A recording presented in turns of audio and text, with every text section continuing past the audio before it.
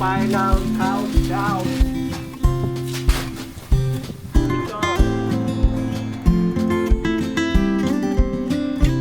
Alright guys, look at this. The finished product, guys. This actual varnishing we did it with simultaneously with another project. There's another big varnishing up on the upper deck, and then that painting job that we did in the front of the bridge. So we did it simultaneously on within the stretch of 2 months between 3 of us, guys. Obviously, this is what it looks now, but when we did the varnish, we actually take everything off, all the hardwares and all the hinges up there, all the handles, all the fittings, all the moving parts like here, all the doors, this door, particular door, and the other one on the port side, and its hinges. It's quite a lot. It looks, when everything was off, at one stage I was looking at all the bits and pieces and everything. Man, I think I bit more than I can chew here. But we managed.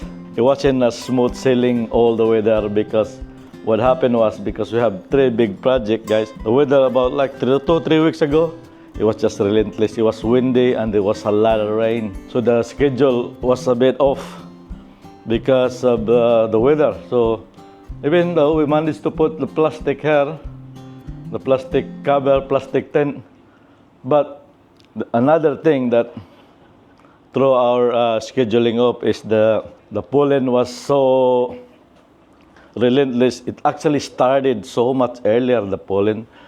My plan was to finish all this varnishing and the painting way before the pollen starts, but it started so much earlier. It started around like the mid-February. So it was crazy. So, but no matter how we tint it, somehow the yellow dust always finds its way to the varnish. It's crazy. It's like the varnish is such a magnet but you have to know that this yellow dust, it's so fine, it's so much, especially when it's windy. It's really, really a lot of them dust. So yeah, this is one of the project we did. It's nice now that everything was put back together. I'm happy with the whole outcome. Yeah, I'm happy with it. It's not 100% perfect like what I said on all the project I do. It can never be 100% perfect. You will always find fault in it if you look. But if you look at it in general, very, very nice, guys. I love it. It's nice. I'm ready for summer now. We're just gonna have to get the boat ready, cleaned, and ready for the big boss for the summer. Hopefully we're gonna have a good summer this time. This is it. I love it.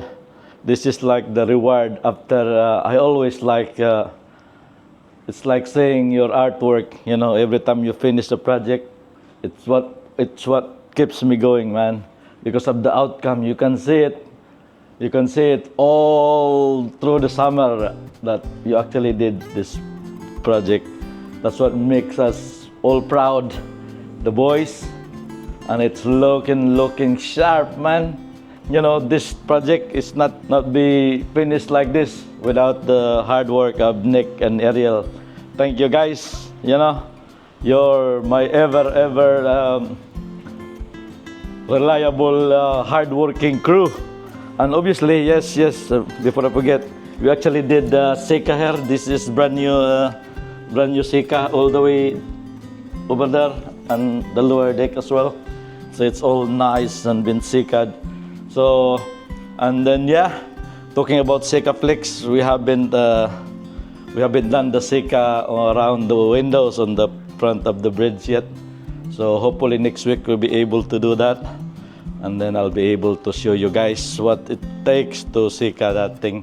Hopefully this video have given you guys some inspiration, especially to those guys that's doing varnishing on the boat, all to the crewmates on the yachting industry.